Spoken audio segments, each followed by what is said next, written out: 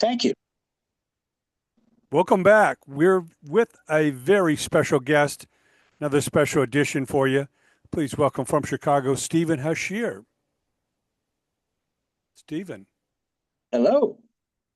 from the Windy City to the City of Angels, we are connected. Well, I love the ability to connect. Um, I love the reason that we're connecting, talking about music Yes, and helping musicians get their music out to more people what and it's all making it about. easier for them to earn a living. Well, music is a very cathartic, exercise. You got to let it out if it's in you. And most musicians have ideas constantly in them. But it's meant to be shared because music can impact people's lives. It can be a sense of enjoyment, inspiration, any number of different things. It can be very spiritual. And I think the worst thing in the world is to have great music that is never heard.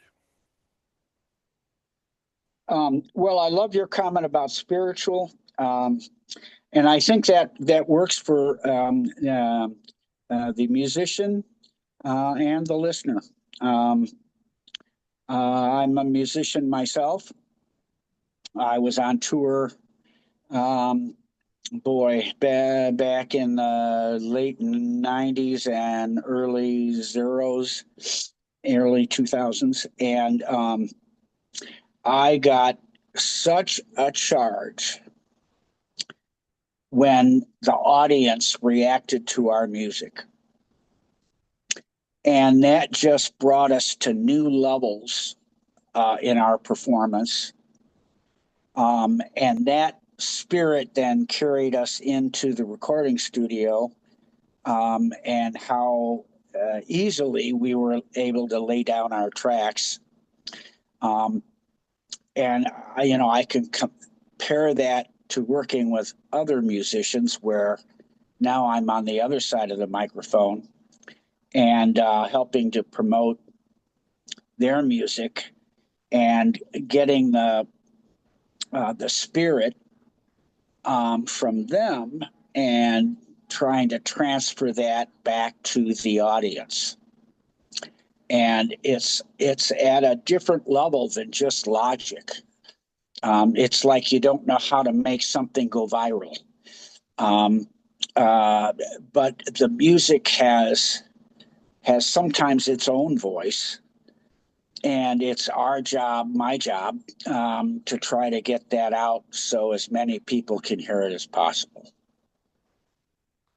Well, that brings us to our spotlighted guitarist today, Harvey the Snake Mandel, born March 11th, 1945. Of course, so many of us know him from Canned Heat, but he's played with John Mayall and Charlie Musselwhite and so much. And he was born in Detroit, but grew up in a suburb of Chicago. Chicago's known for so much great blues and music. Tell us how you first heard Harvey Mandel and how you came to work with him. Well, Harvey worked with another guy, Barry Goldberg, Mm-hmm.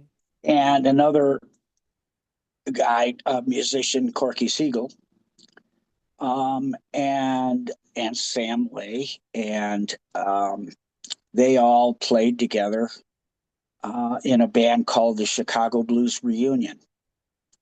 Tim Martin, the owner of Out the Box Records, who I work for, um, brought these guys together after a Chicago festival, blues festival, and we recorded an album live out at Fitzgerald's.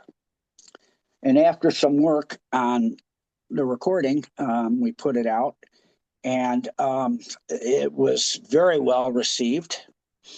And I got to meet Harvey face to face through that. So that was about 2003 when we first met. And I really didn't know Harvey that well as a person. As a pro, we worked together in promoting that record. And over the last 20 some years, we slowly became friends and we got to know each other, both, hanging out in Chicago and a little bit out in San Francisco, where Harvey lives now. And Tim Martin asked me to work with Harvey and help him um,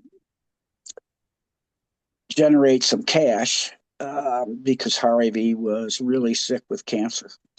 And this all started in 2013. And we worked together to try to help Harvey, and he and I got to know each other even more. And I started to really appreciate Harvey's musicianship.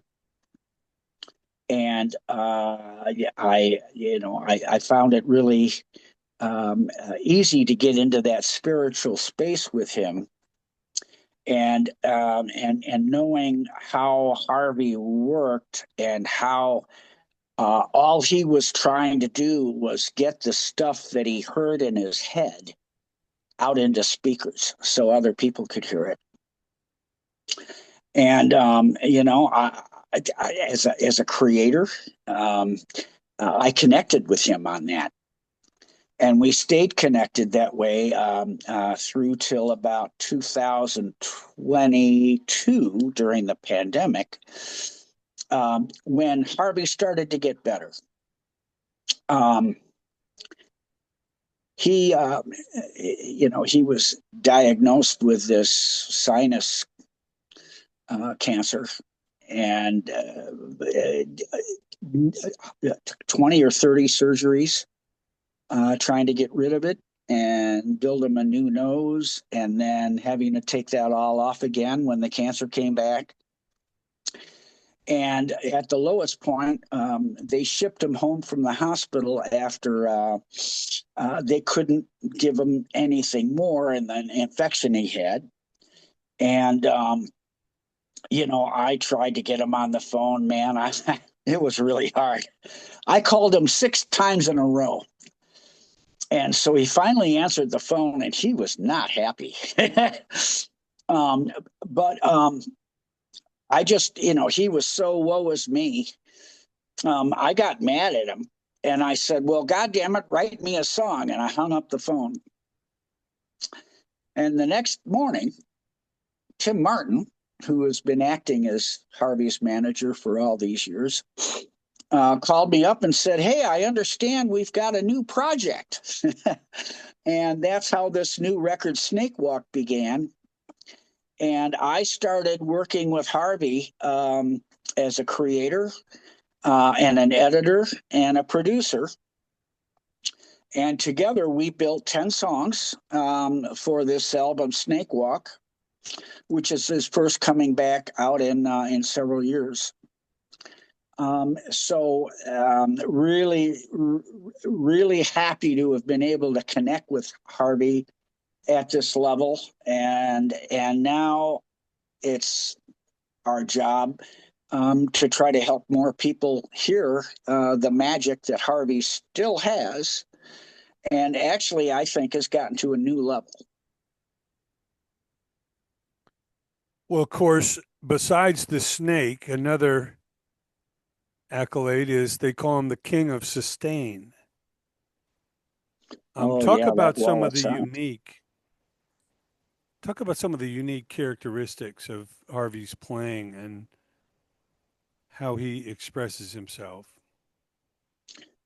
Well, he's fought between using technology and just using his guitar and amp to create that sustain. And he's not doing it to create sustain.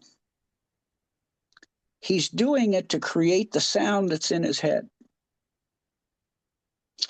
So he's really not trying to make a new sound with all the equipment in his guitar. He's trying to play and make the music come out of the speaker the way he hears it in his head.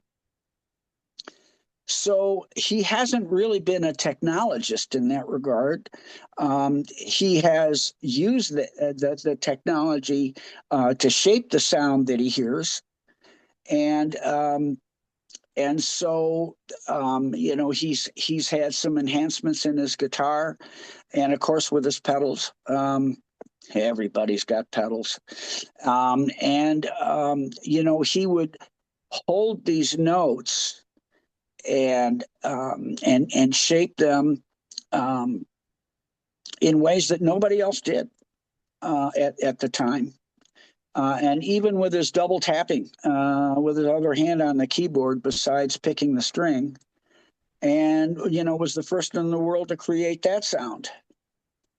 And so he's carried on these characteristics of that sustain and his ability with the dexterity he has with his digits, with his fingers, in shaping the sound and making his guitar sing.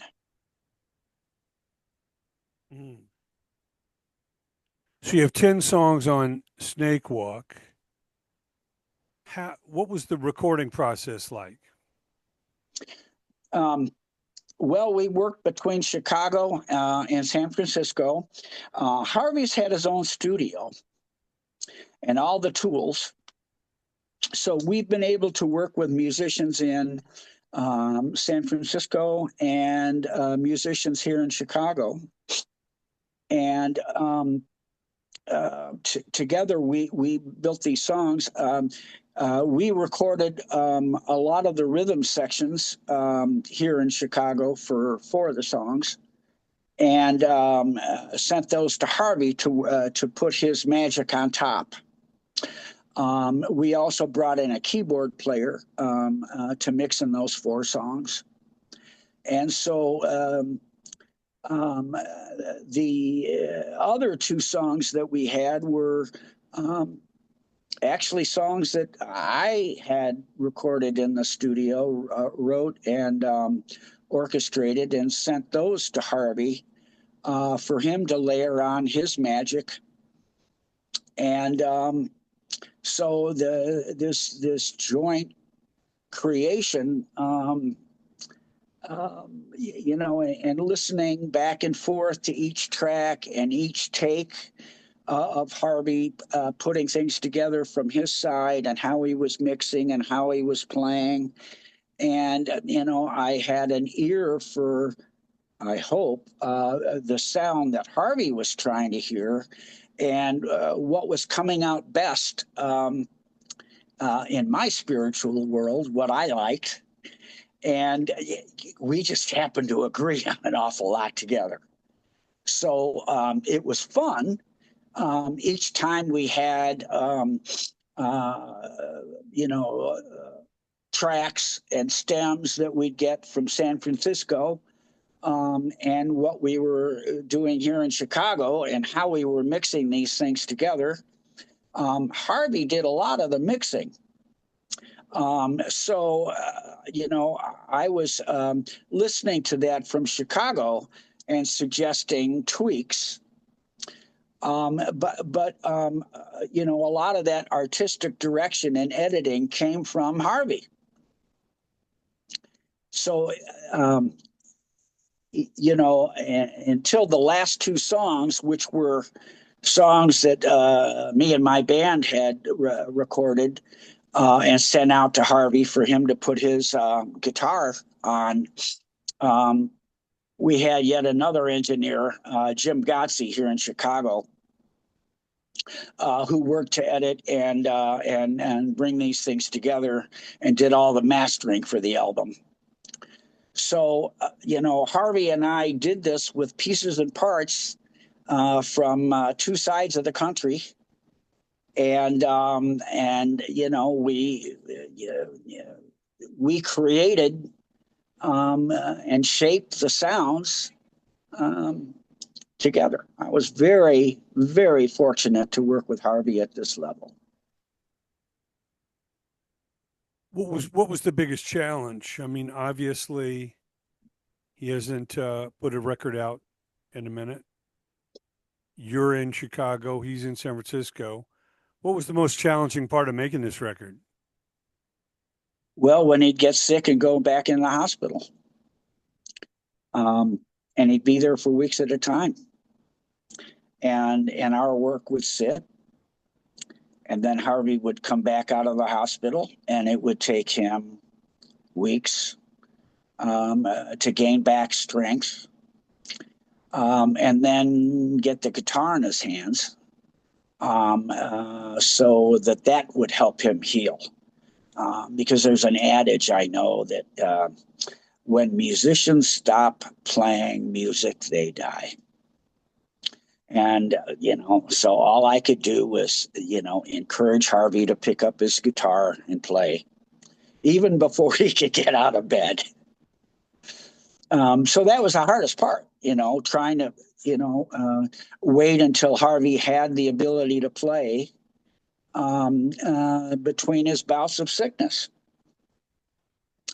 Now, the other part today about the challenge is that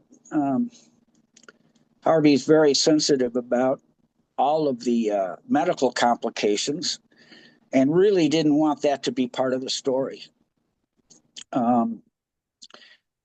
So I'm stepping beyond the bounds to talk about the challenges of him recovering and making this album, because I think that's why he's alive today.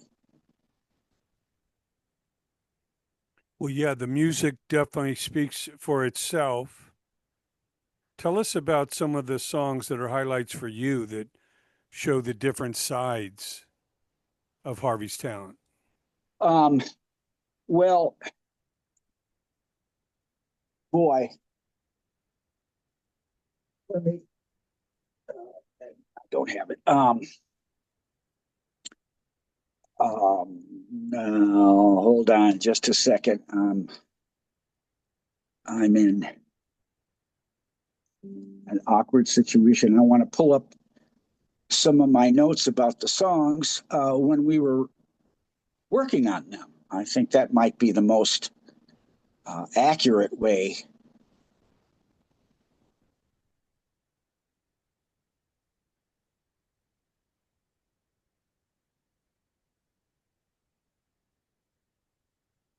And I'm almost there. I'm sorry for the wait.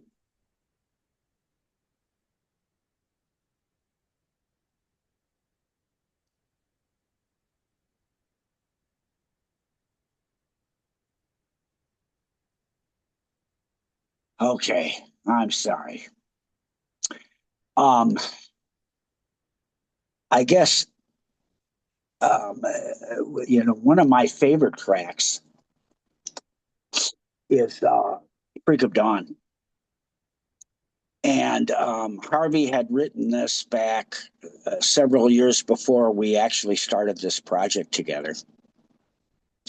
And he played that here in Chicago at a conference, and a wonderful videographer, John Anderson, filmed it. And we had Corky playing harmonica and his chamber blues musicians in the background, along with the Chicago Blues Reunion Band with Barry Goldberg and Nick Rabinitis and Rick Reed on bass and Gary Malabar on drums. And they just knocked this one out of the park on stage. And what Harvey did in the studio in recording that song, he repeated that same energy that they had in their performance. So I think I'm not going to say it's my favorite because the album is my favorite. The next song I think that was notable. Oh boy, kind of. I guess I'd have to say "Snake Walk," the title track, and it's notable because Harvey was, I think, more subdued in his playing across the song, and really tried to play as if he was the vocalist. Um, and that's not a rock song. It's not a blues song.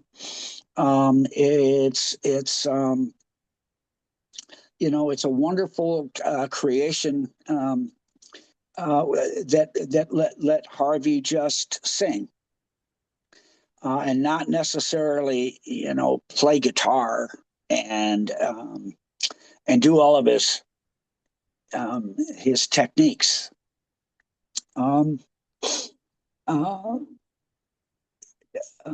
I think there are several blues tunes that are on this album where we put down a very basic blues progression, and Harvey picked that up and a great example is World Blues News, where he takes a blues song and a blues bass and makes it bigger than blues, I guess. I think he did the same thing with a song about his puppy. It was called Puppy Love. Harvey's favorite dog. Again, he took the bass and brought it to new heights that blended a fusion of what I'll call psychedelic rock, along with the standard blues progression.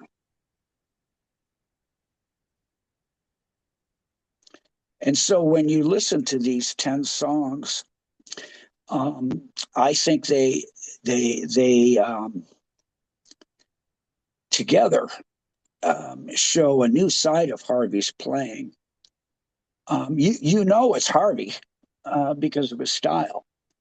But these songs are different than songs that he's recorded in the past on a solo albums, plural.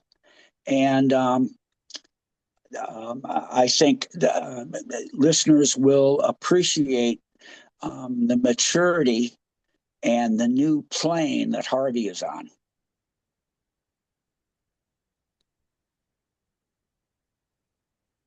I know there's an instrumental remix of the song Weather the Storm. Tell us about that.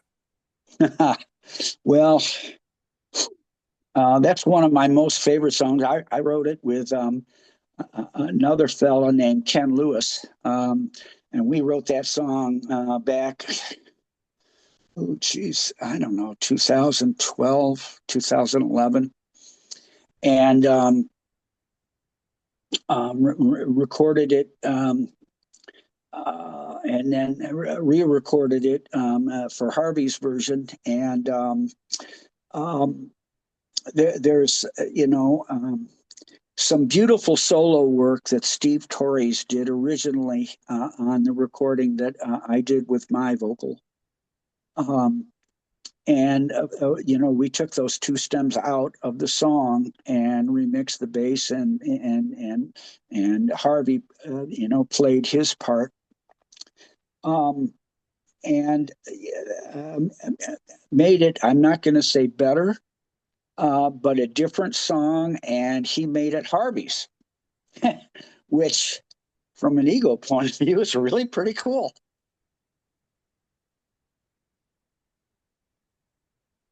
Well, you also have I'm Back Boogie, Eye of the Snake, Pumpin', Never Die in Kashmir. So, over what period of time, from start to finish, did it take to make the record? Well, Harvey's asked me to not be too specific about that, but we really worked on it for 3 years. Okay. Always a work in progress. What Yeah, was maybe. what was the first song that was completed? Oh, um, I think it was Kashmir. Okay. And that song has got some really interesting soundscape for people to listen to. It was the one that um, I know it's Harvey, but it was completely different. And that I think that was, what set the path in front of us for the rest of the album. Wow. Well, it is an amazing addition to Harvey's very extensive and prolific catalog, going way back to, of course, Canned Heat. And I find it interesting the third gig he ever played with the band was Woodstock. Yeah, can you imagine? Um, of course, they didn't know how legendary that show would be, but they Sure. knew it's pretty big. And Harvey was like blown away that he could go fly across the country with a band he didn't really know.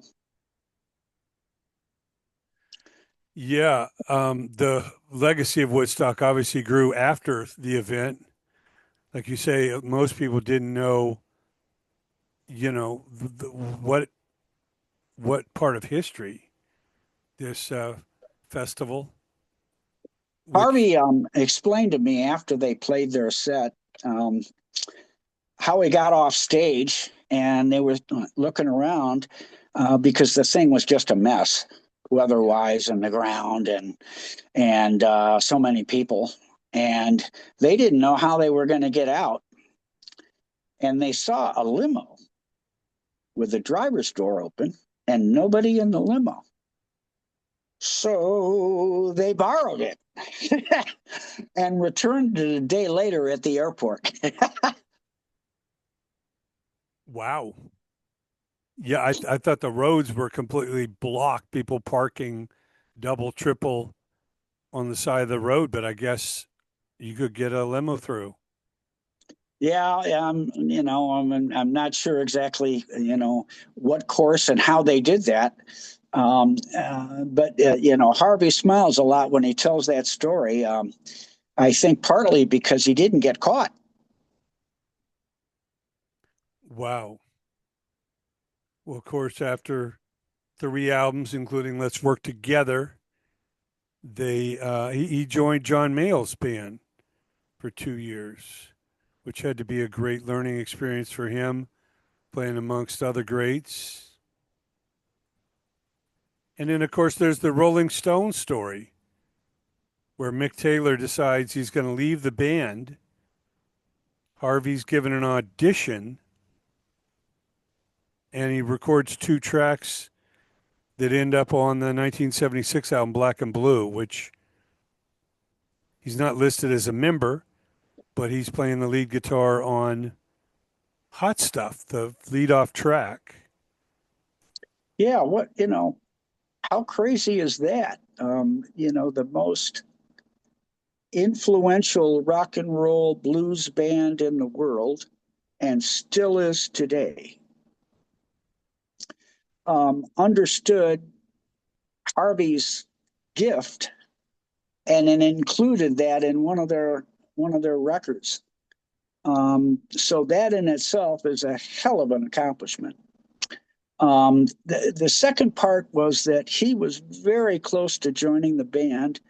But the biggest problem was Harvey was American, and some members of the band really wanted to have somebody from England.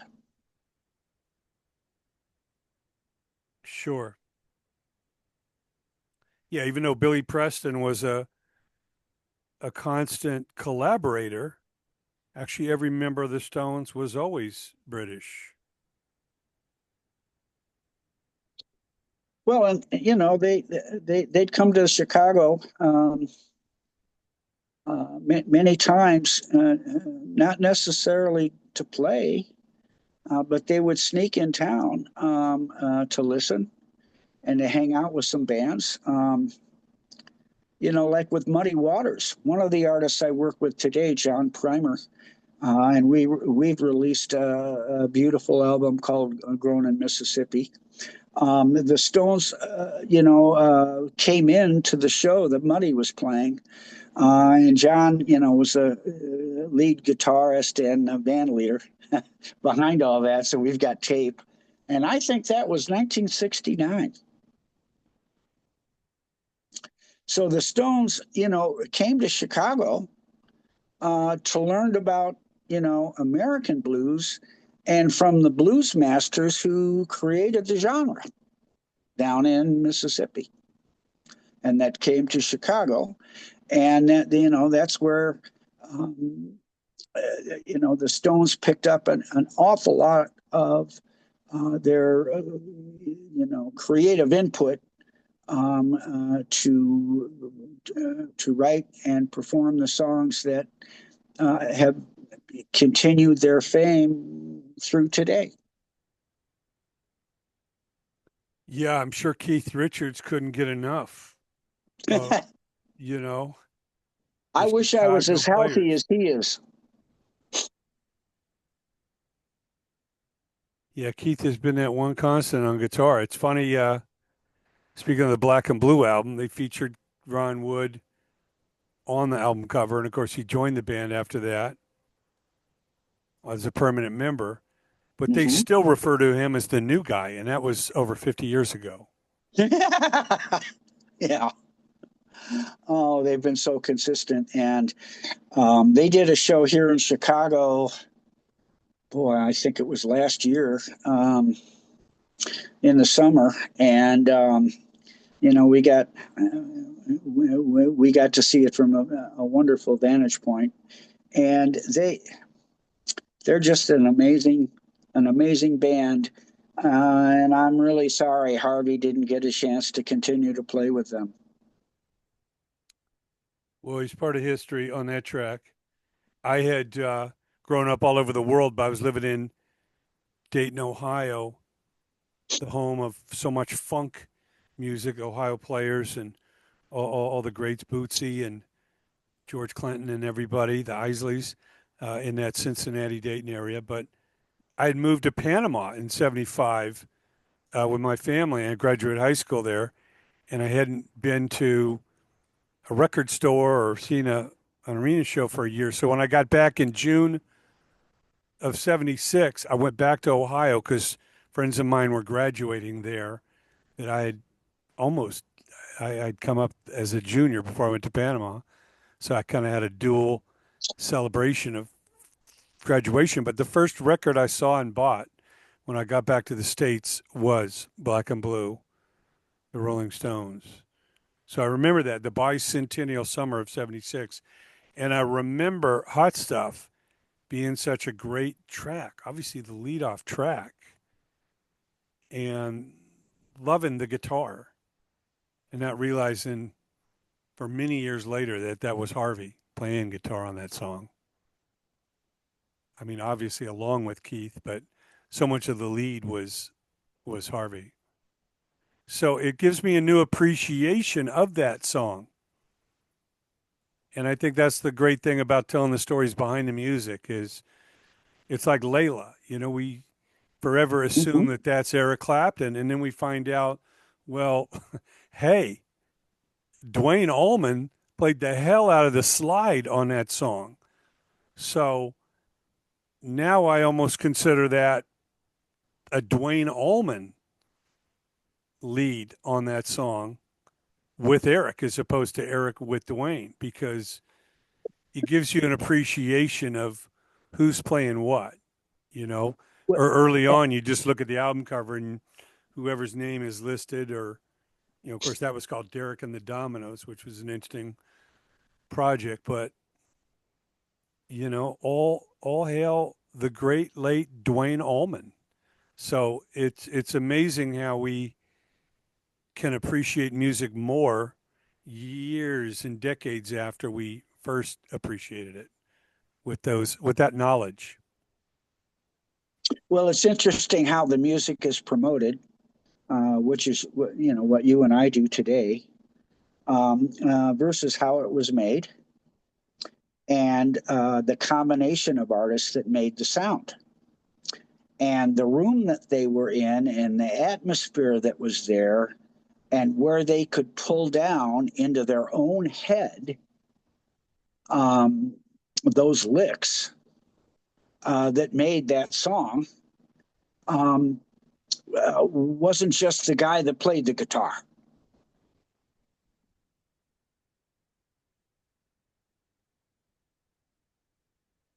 Yeah, well, the Black and Blue album was recorded mainly in Munich, in Germany. I know there was a mobile unit in Rotterdam, some overdubs in Montreux.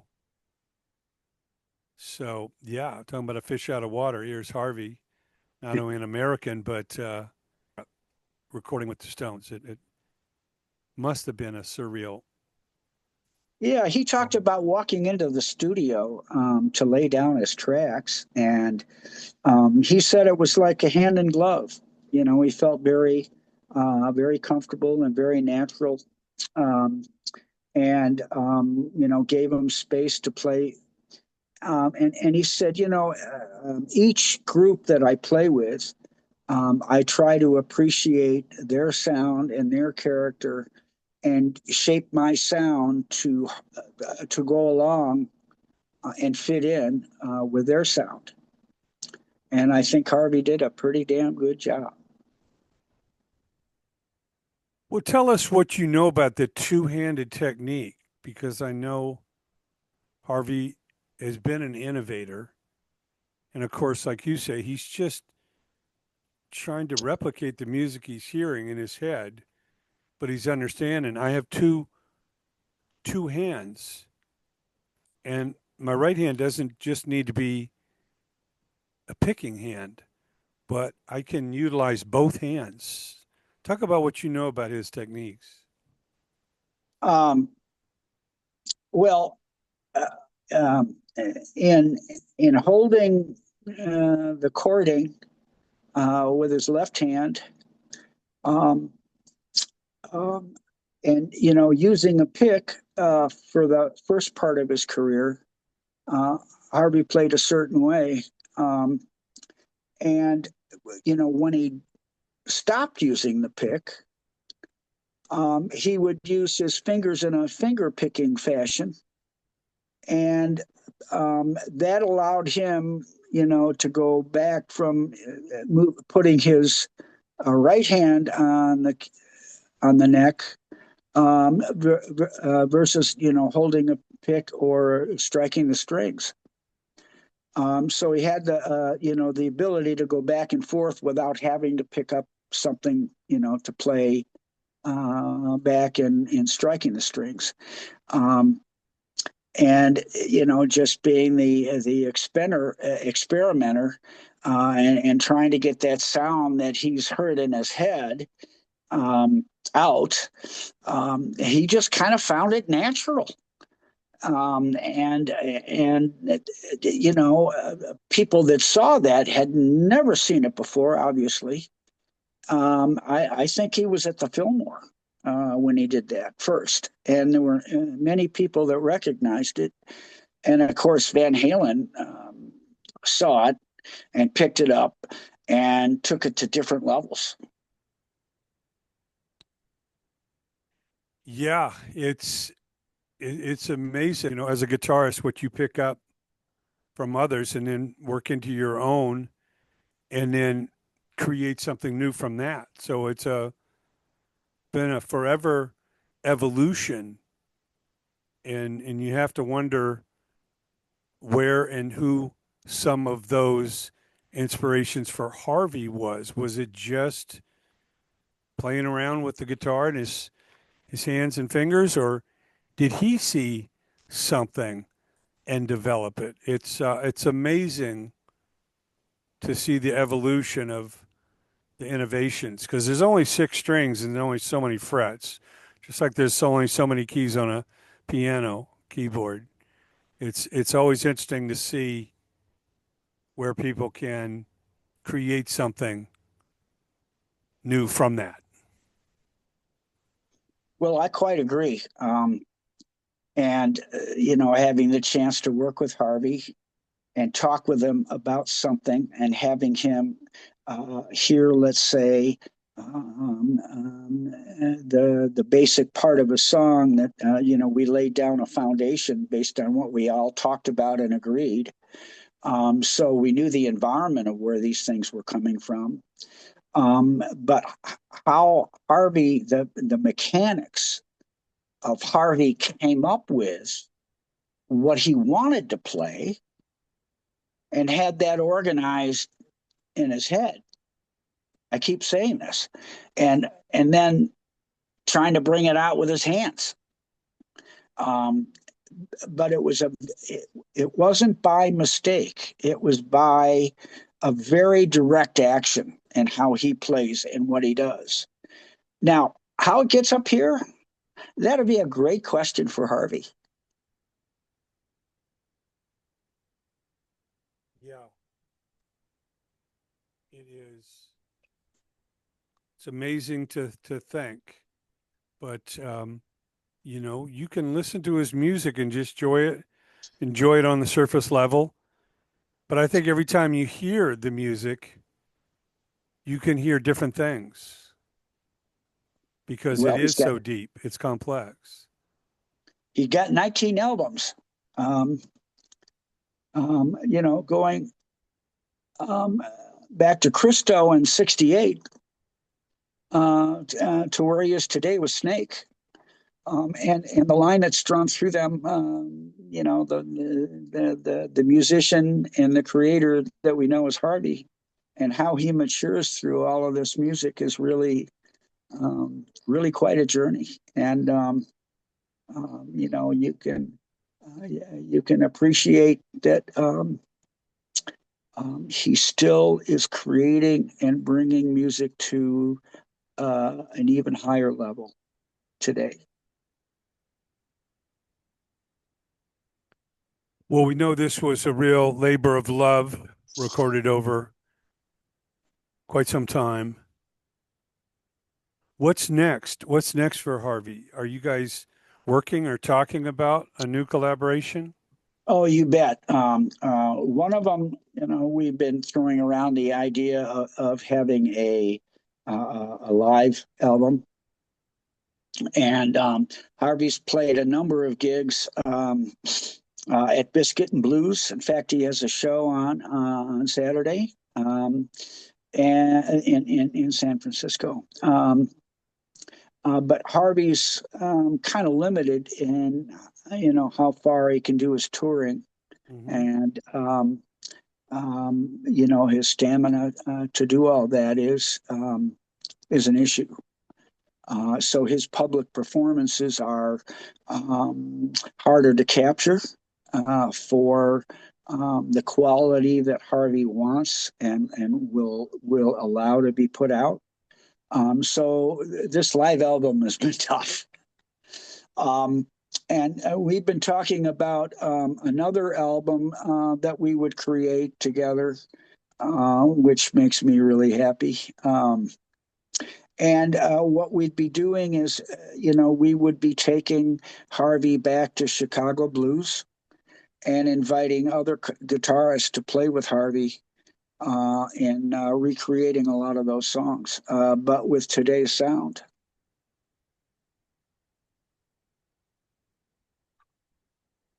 Well, we can't